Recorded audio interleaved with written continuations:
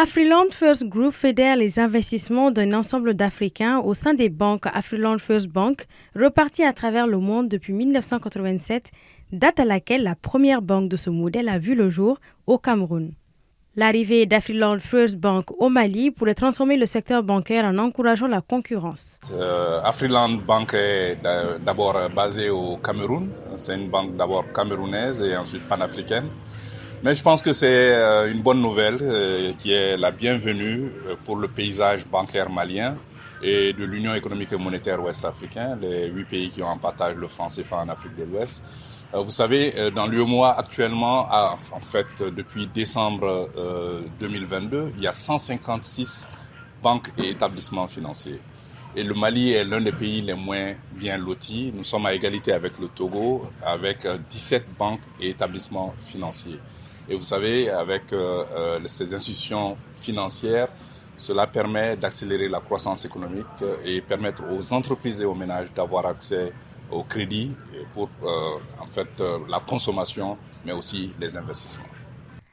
La banque Afriland First Bank Cameroun est rattachée au groupe Afriland First Group, présent dans près de 14 pays.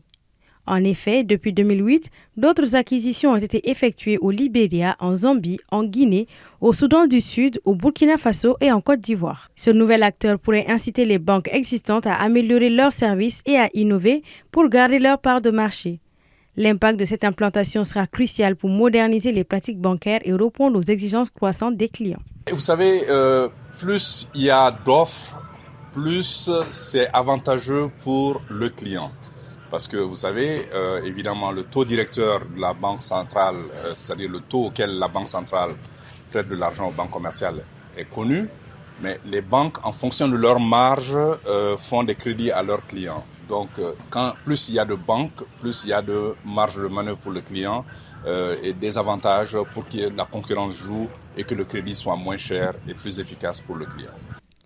Pour réussir son introduction, Afriland First Bank a mis en place une stratégie de mobilisation efficace.